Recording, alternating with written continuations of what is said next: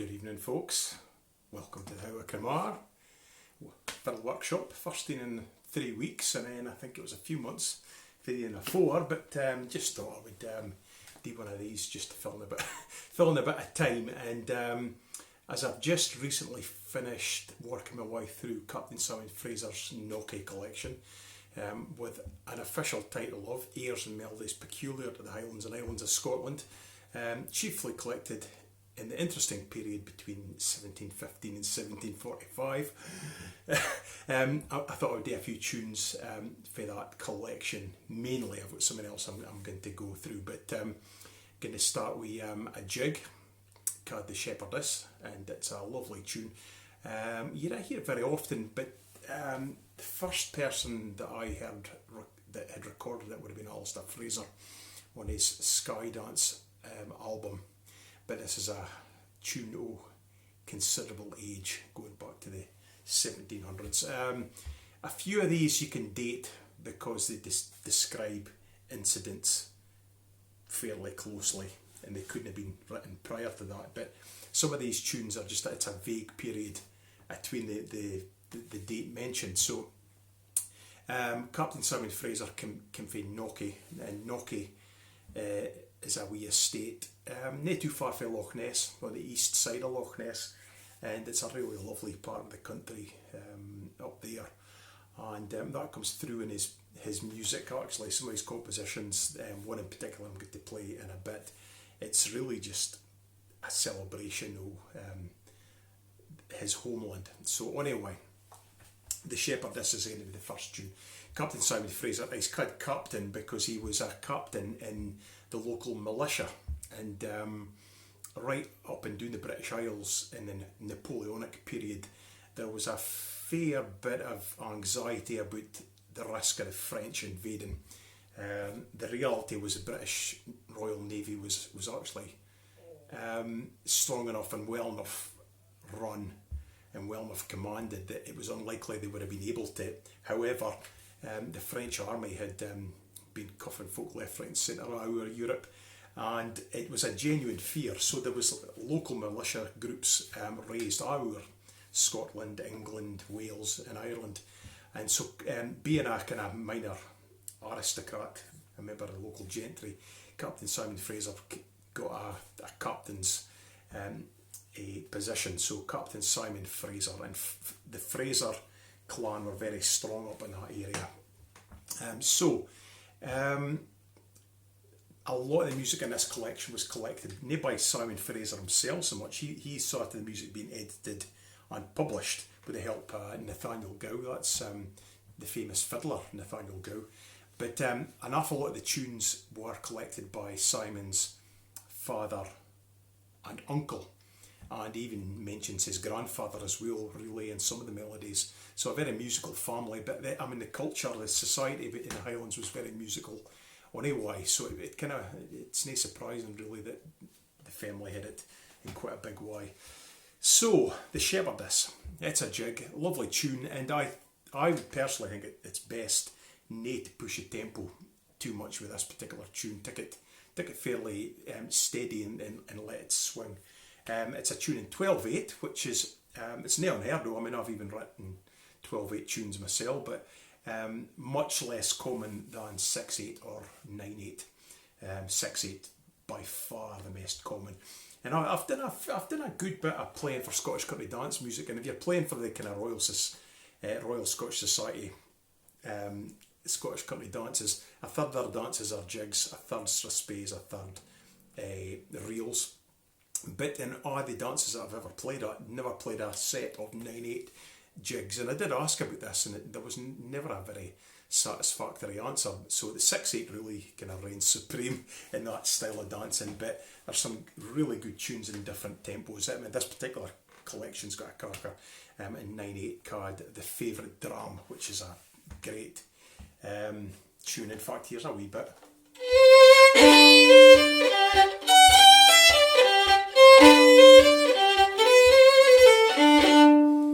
I might have actually played that in a workshop last year. I was doing them once a week for a while, but I've forgotten if I did.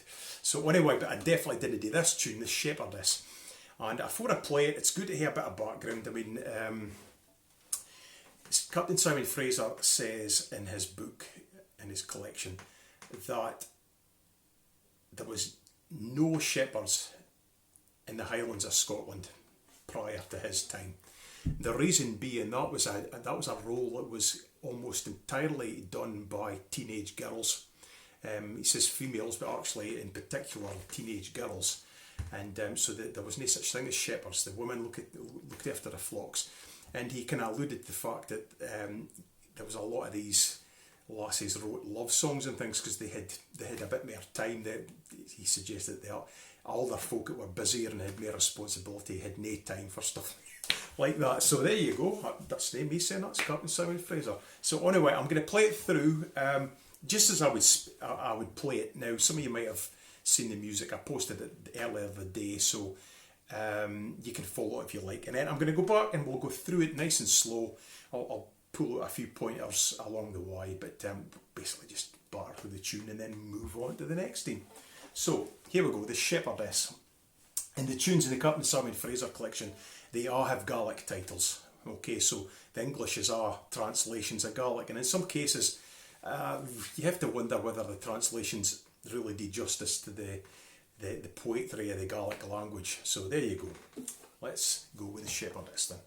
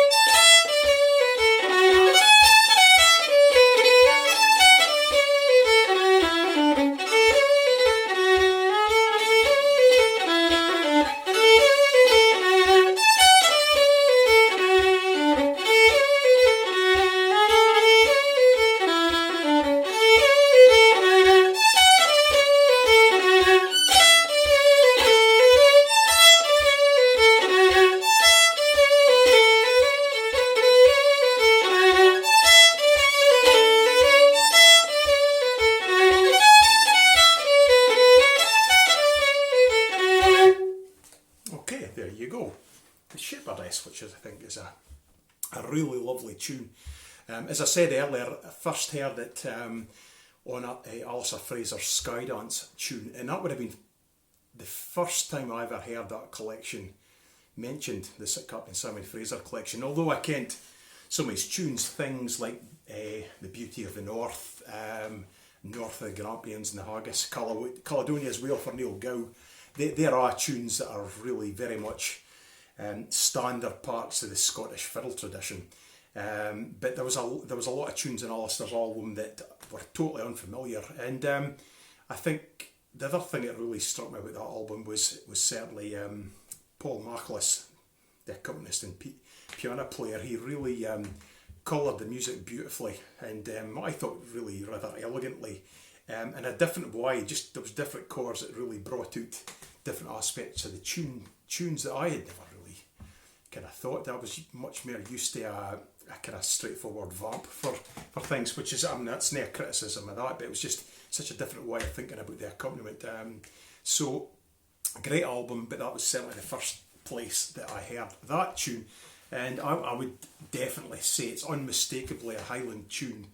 Therefore it's Scottish, but it's not a tune you would say had its origins in kind of mere lowland areas.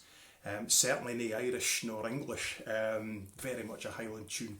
So there you go. But there's no a name of a person who actually wrote it. So there you go. Like a lot of these things, that's been lost to time, but at least they were collected and published. So I'm going to go through this slowly. I'm going to play it through 2-3 times maybe, I think. So if you are wanting to play along, join in, play along. The one thing I will say, if you're a fiddler and you're looking at the music, the triplets are one of the key musical fingerprints that you see in jigs, groups of 3 notes, hence the reason they're called triplets.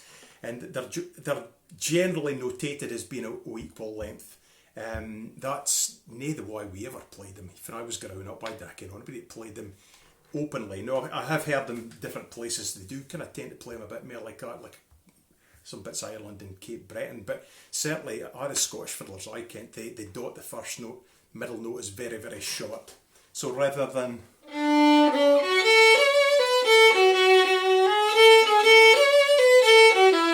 it's more like this.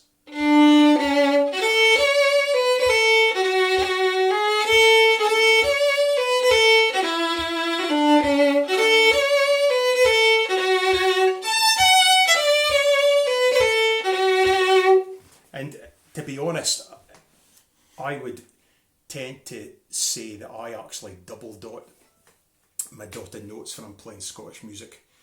Actually, when I'm playing any music, gotta help myself. It's just such a deeply ingrained part of how I play. But the long notes that I pulled out, really pulled out, and the short notes very, very short. Doesn't mean they're unimportant. They're just very, very short. So keep them clipped, crisp and cleanly heard, but short. And then the rhythm should really come out. It's quite a strong rhythm you get for that. So let's go through it. Nice and steady. Play these triplets with the first note pulled out, middle note really, really short. Okay, 1, 2, 3.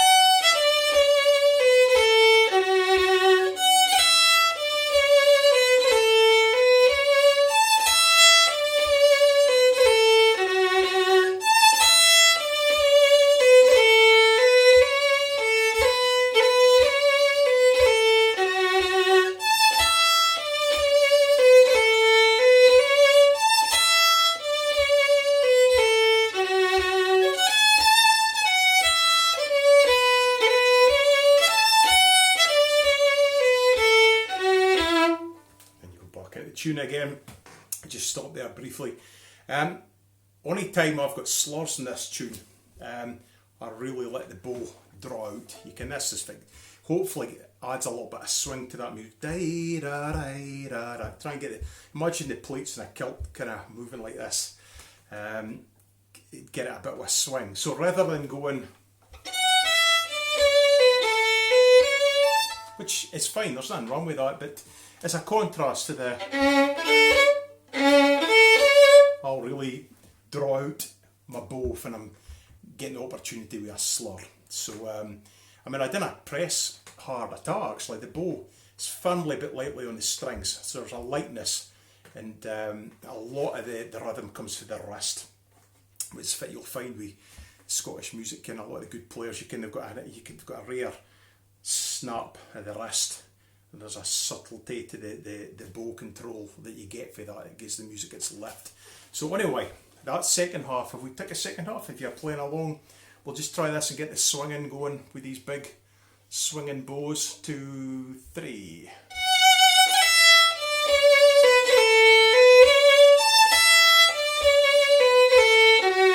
See that really? You can let the bow just flow from end to end. 4 bows in each bar. We'll continue for there with the lead in. 2, 3.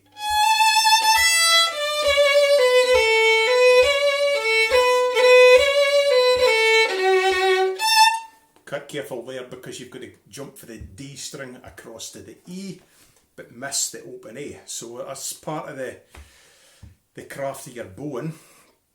Things like that can be tricky because you've got to miss a string and you've got very little room for error when you're playing the fiddle. You can slightest misjudgment or weight in the bow inaccurately means you're touching strings you don't want to touch. So you want to get right across. Last line.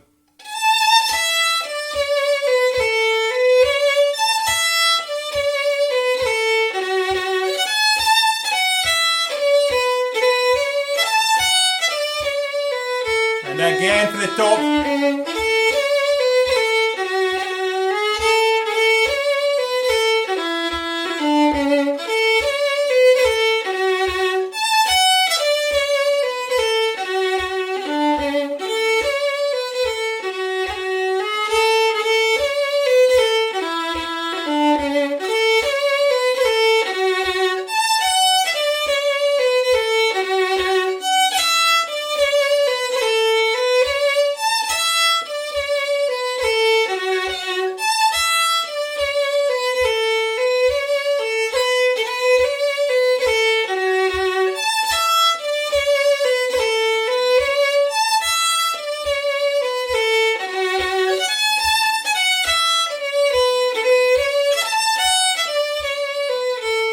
Pick it up.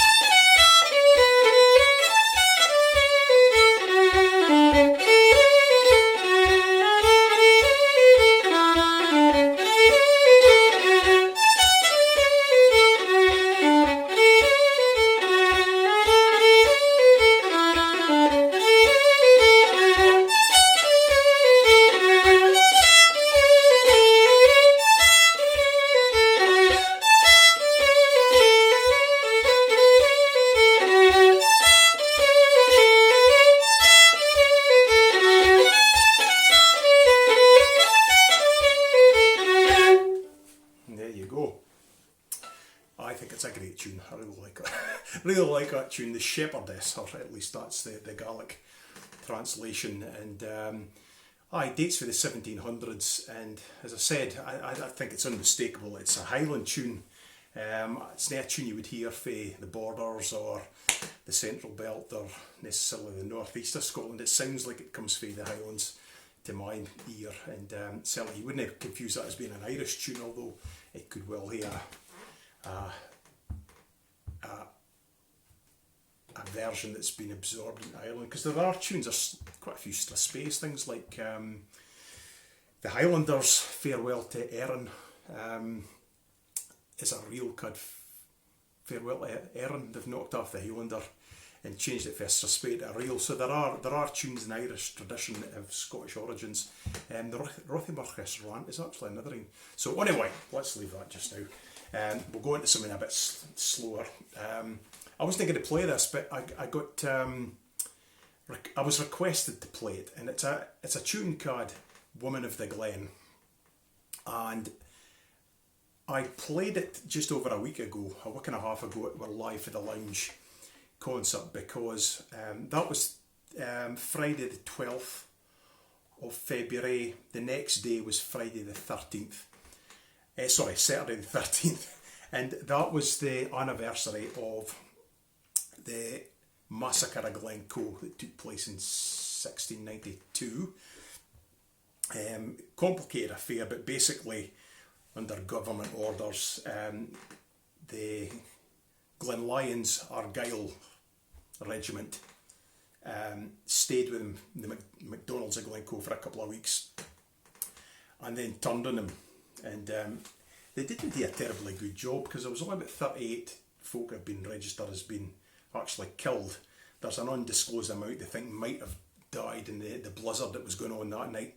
But actually there was about 400 folk lived in Glencoe at that time, so an awful lot of the folk got away. But that doesn't detract from the fact that it was murder under trust, and they'd been welcomed in and fed and watered, and they played shinty with the locals and all sorts of things. So, pretty grisly thing to do.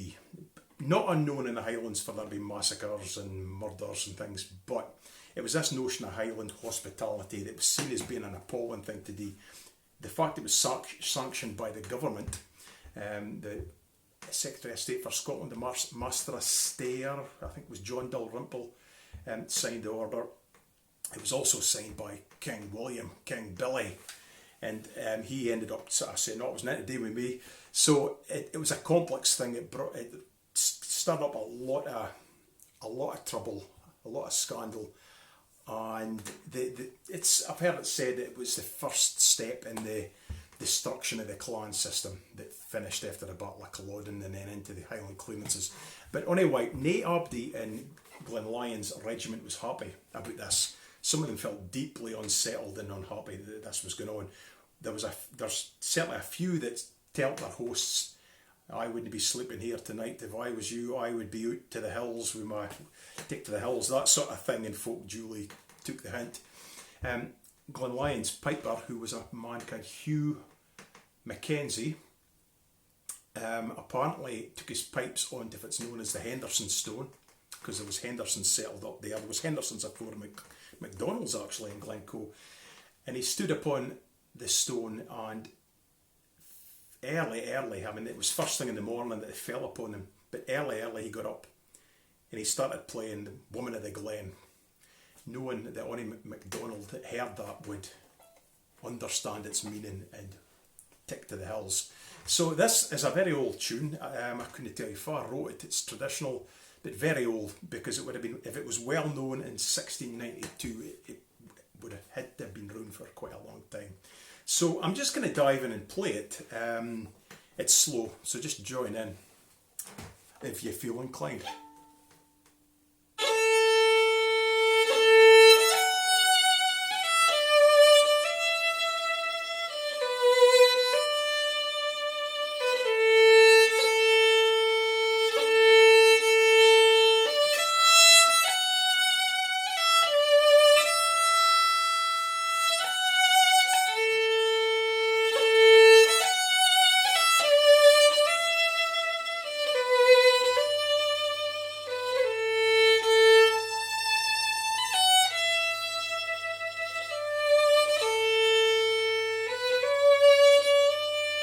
Again.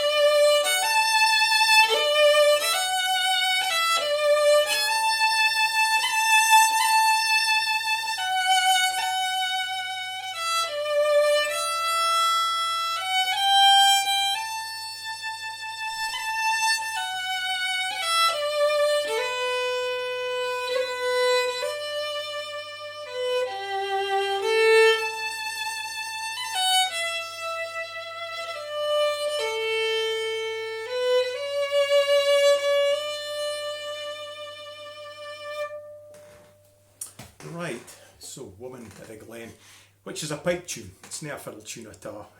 Actually, when you're looking at the Captain Simon Fraser collection, it's obvious fairly quickly. An awful lot of the melodies are song melodies that have been turned into airs or indeed are dance tunes. But anyway, a pipe tune. I've no idea whether that would have been played more like a march at the time in the morning of the Massacre of Glencoe, or whether it was played like a lament. Because it's not a tune I'd ever really heard until I asked for it. And the reason I asked for it was I was fairly sure that I was going to play some tunes to do the Massacre of Glencoe at our Live for the Lounge. So I asked, did anybody care about it? And it was mentioned in John Preble's book Glencoe. And so I kind of drew a blank on the whole, but then there was a couple of folk that said, oh, I think I ken that tune, it's got a different name. The Carol with the Breeks was one of the titles, and then Dr. Jack Taylor found it in the collection, the George S. McLennan collection of pipe music. So he sent me across a copy. And then a couple of days later, I saw somebody posted the 1971 film, The Massacre of Glencoe. And one of the pipers in it actually plays it, so it was obviously known, but there you go. So Woman of the Glen, which is a lovely tune.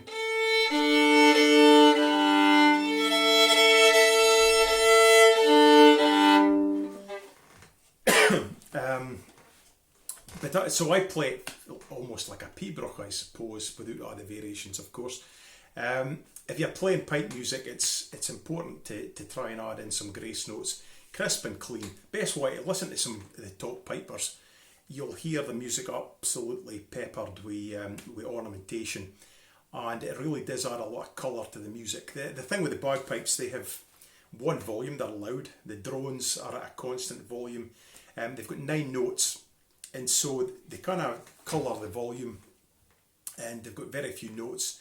So a lot of the colouring of the music, and which helps the phrasing, is the ornamentation. So if you're playing kind of pipe tunes, the ornamentation gives you that sense of authenticity if you're interpreting it. Now, the fiddle kind of ornament like the pipes. It's physically impossible, I would say, for some of the stuff. But you can hear a pretty good go at it. So crisp and clean. Nail like this.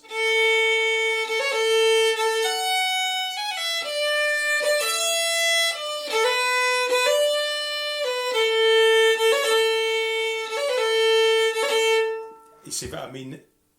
What's happening there is actually the grace notes are almost becoming like melody notes. It's absolutely naif what you want. You want something that has it's making the tune sparkle. Well, it's little wee points of light throughout the tune that didn't really pull the ear, and they should actually really be more percussive than melodic. They should just kind of, you hear just them popping away in the background, but never taking your ear away from the melody. So your fingers have to be, how was it described by, I did get pipe lessons for a while. Ian Grant, he was Pipe Mayor's year. Ian Grant, he was captured with the 51st Highland Division at St Valery.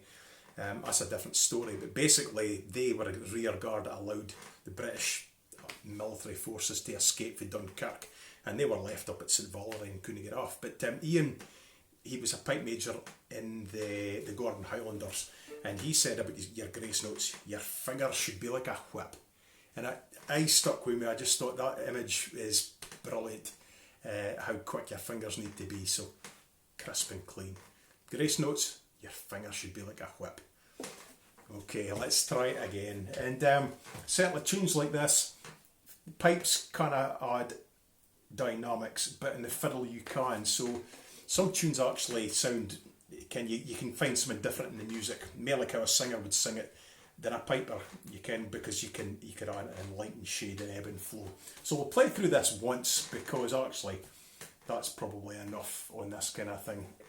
So here we go.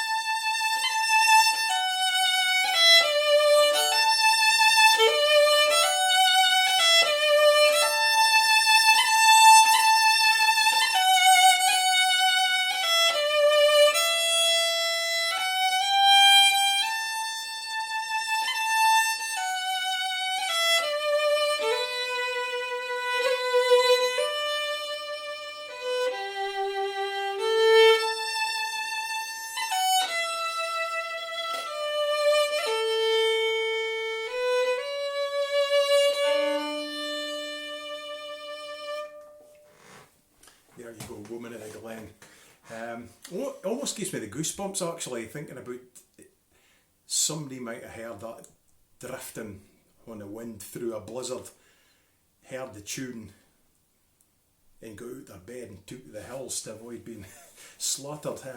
It's funny to think a tune like that was heard, possibly, it definitely was heard by some folk on the morning of the Massacre of Glencoe. So there you go, Woman of the Glen.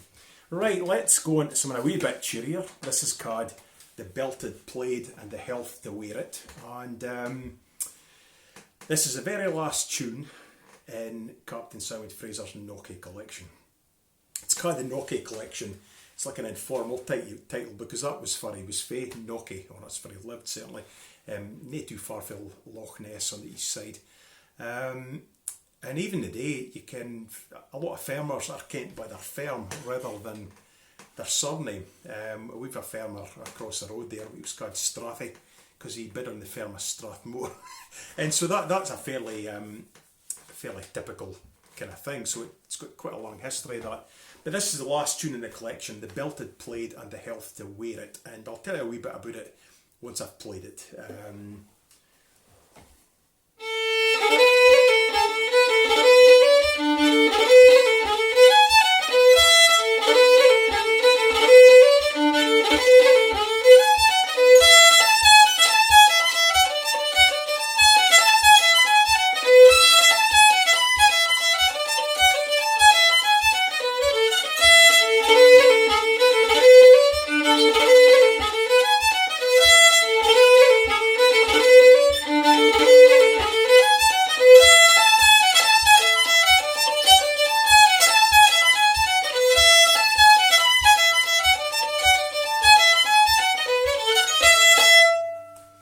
Okay, so there you go. It's a good tune. I like it. It's a nice melody. I'd never played it until I played it last week. The last tune in the collection that I played.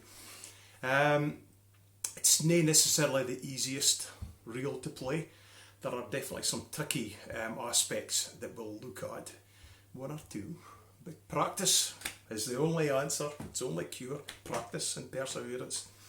This tune, The Belted Plaid and the Health to Wear It, relates to Lord Lovat, who was a famous character. I mean, there's a Lord Lovat to this day, but Lord Lovat was the Lord Lovat who was the last British aristocrat to be executed by beheading. He was known as the Old Fox. He was a bit of a political intriguer, and through the Jacobite period he sort of dithered and kept an eye on if it was going on. He was unsure which side he was going to support, the one most likely to win being the one he would choose. But at the last minute, just prior to the Battle of Culloden, he decided to support Bonnie Prince Charlie. Nay, his brightest move, it has to be said in retrospect.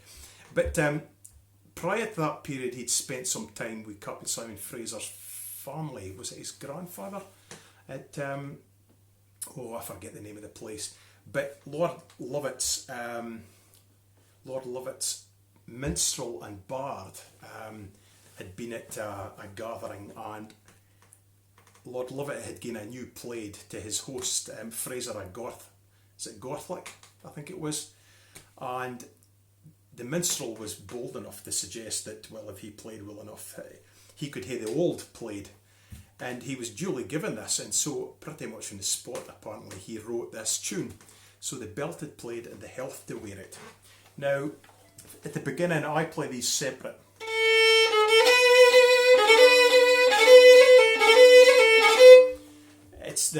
It's to mark and pop, they're really da-da-da, they're really percussive rather than. This tune's in E as well, so there's 4 sharps. So it's maybe not the most comfortable key for everybody, but there you go.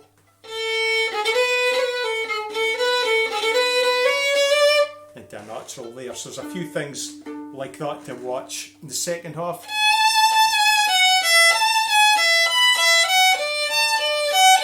there's crossing this third finger here, first, second, third. You have to kind of cover the A and E string together and roll it across to get the notes, because to lift and cross is really slowing up how articulate you can do it. So if you can cover both strings with the one finger and just roll the weight across, it should make it a lot slicker. So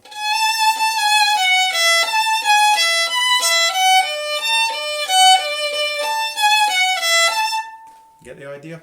Let's go back to the beginning and play it nice and slowly. And I'm going to take it slow and maybe play it a couple of times, then we'll pick it up and then maybe hopefully get it up to dance speed and see if I was there at the end. Okay.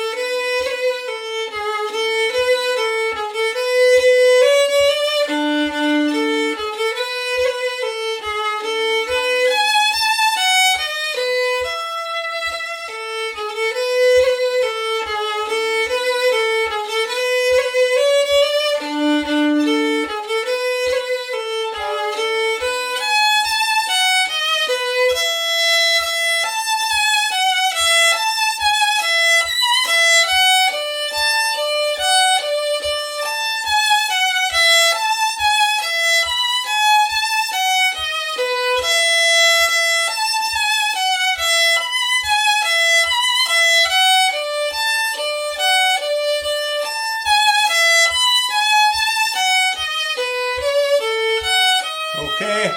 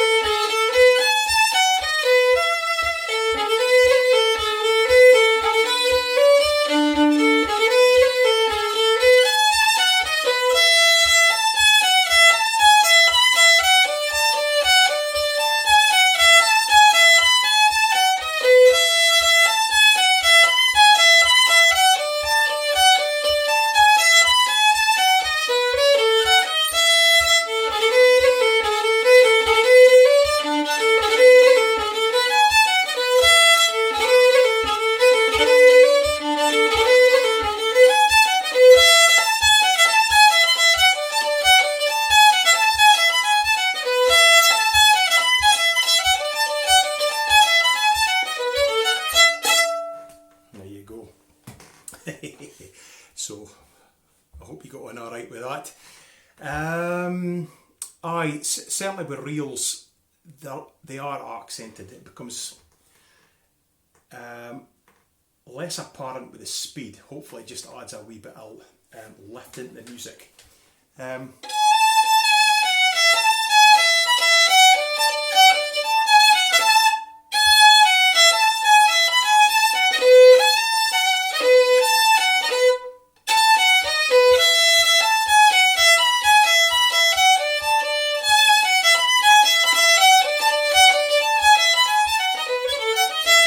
So there's very subtle accents all the way through reels. Trouble is, if you tell folk they need to be there, in my experience of some of my pupils, they kind of tend to go too far and overdo it, and then you have to kind of rein them back a wee bit, because that's even worse, I think, if you over accent a reel. Mind you, you could argue that that's how strathspeys came into being. Folk really started accenting certain notes, so there you go. Anyway, that's just a hunch. The other thing to watch, just the beginning of the first, second and third bars, you've got these triplets. The bow and the fingers need to be like that.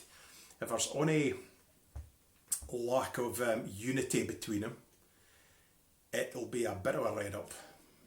Translate that into English, it'll be a little untidy, let's just say. So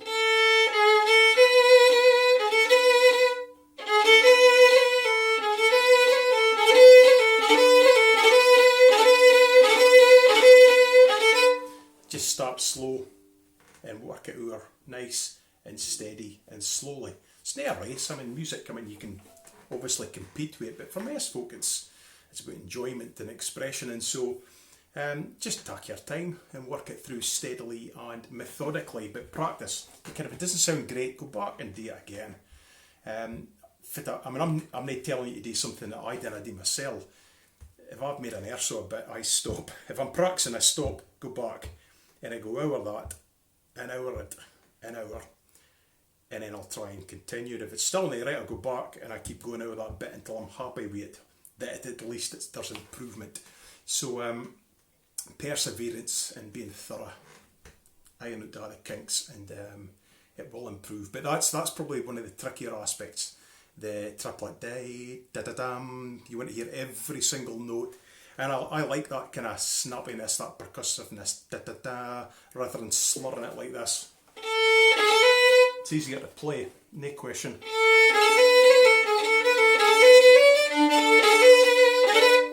I just think it sounds a hell of a lot better.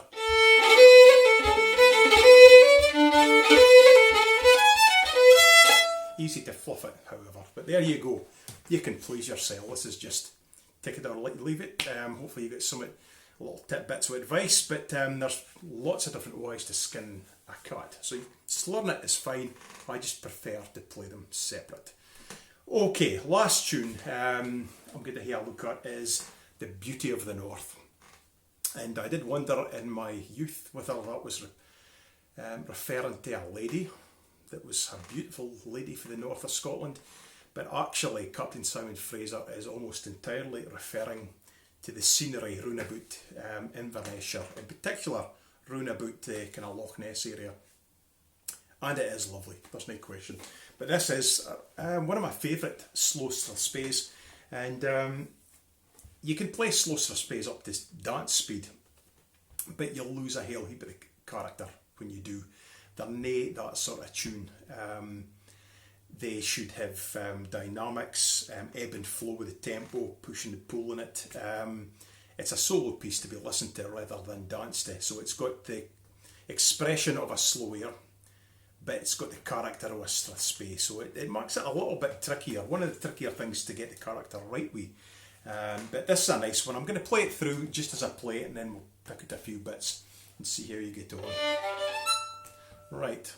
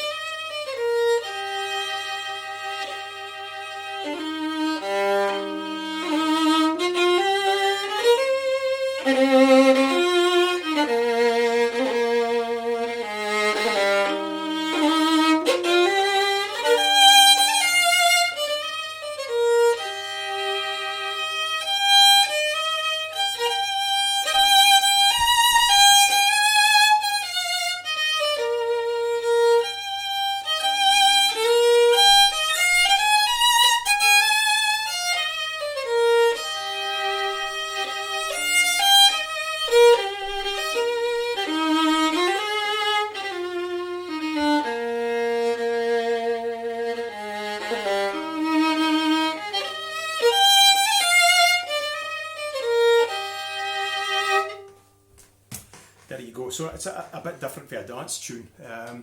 But I really like slow strathspeys. I could play them hour and hour. So, bowing is maybe a bit more an art in a slow strathspey. Just like a slow air, every little aspect is that much more exposed to scrutiny when you're playing slowly, and the bow control needs to be that little bit better. So it needs more working on. So getting the character of a strathspey yet the feeling of a slow air is probably one of the harder things to get a feel for, so it sounds natural. Out of all the competitions I've ever judged, one of the things that folk misjudge in their interpretations of slow strathspeys is to play them like a slow air, and they're nae that sort of thing. The other thing, I mean, and I've played for dancing for whoever's made up the sets has put a slow strathspey into the set as a dance tune, and I'll be honest, it kind of rips all the character out of it. I mean, you can do it, of course you can, but I just didn't like it. It sounds so much better played as a slow strathspey. So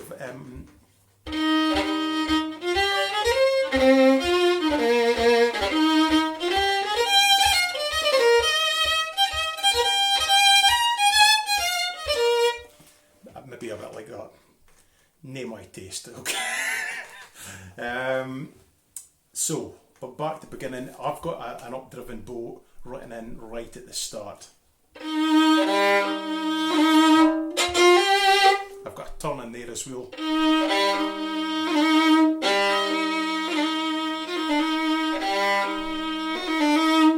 That's not played like that. Da da da da da. It's got to be as quick that it's percussive sounding. Trickiest bit is getting the lift and catching the last up at the heel.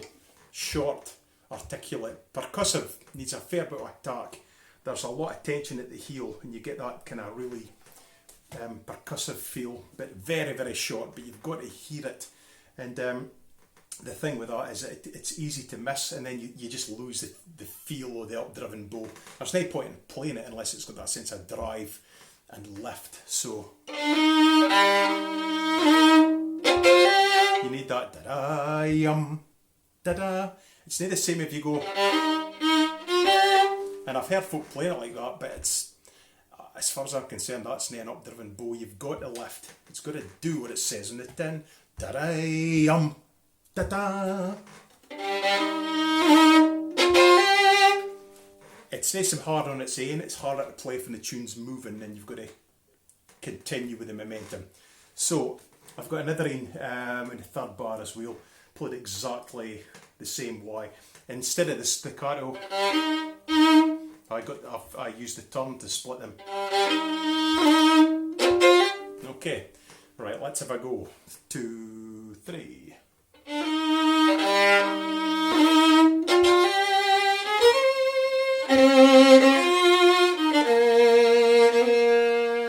So at the end of each 2 bars is the end of a phrase in this tune. So you just ease up a bit. It's like for a singer takes a breath, da da da da da da, and then you're into the next phrase, which is 2 bars again. So let's go for the top again. 2, 3.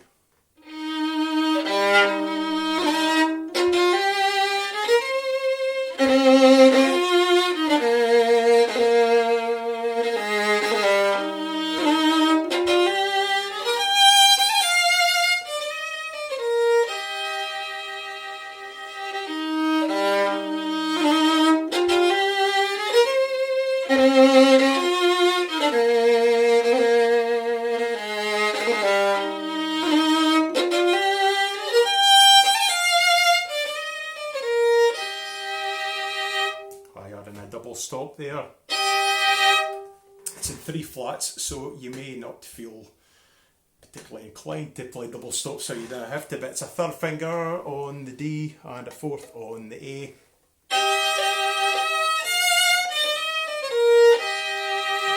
Carefully get the balance right between the strings, got to hear the melody note coming through, then I want to overwhelm it with the heavier bottom string, which is the harmony note.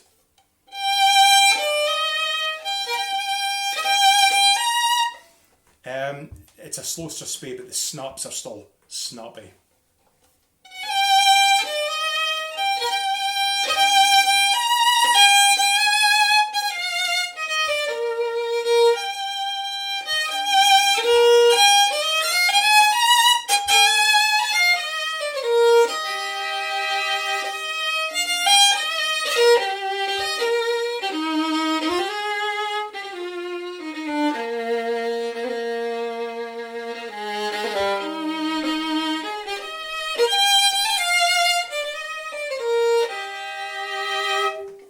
So there you go. That's pretty much how I play it, except I didn't quite play it like this because I learnt it in a different setting, a little bit different. So some of the snaps and note values are not exactly the same. But this last time I'm going to play it as I play it. So if you find yourself digressing from me slightly, don't worry, it's because I'm playing something different from what you've got. So this time, the beauty of the north should be summoning up images of Highland splendour, the banks of Loch Ness, hills and glens, and maybe near the Loch Ness Monster. It's the wrong mood entirely, but he's written this just totally inspired by his native land. So the beauty of the north.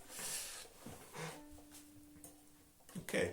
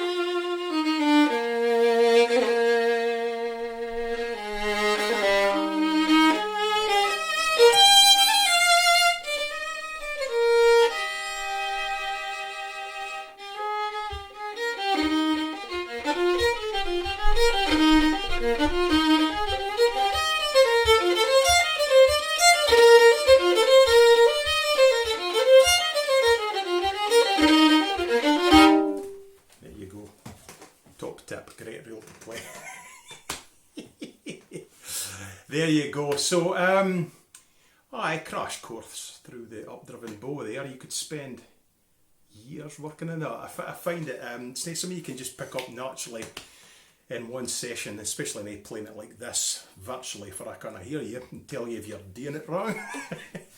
but actually as a useful tool, I mean, it's the kind of thing growing up I would have loved to have met Hector McAndrew, or no, I never met him. Bill Hardy I did meet, but he wouldn't have if I was like at that age. But Hector, I would have loved to have heard him explaining how he did things. So these kind of things are definitely useful to help shed a little bit of light on how folk do it. This is just how I play.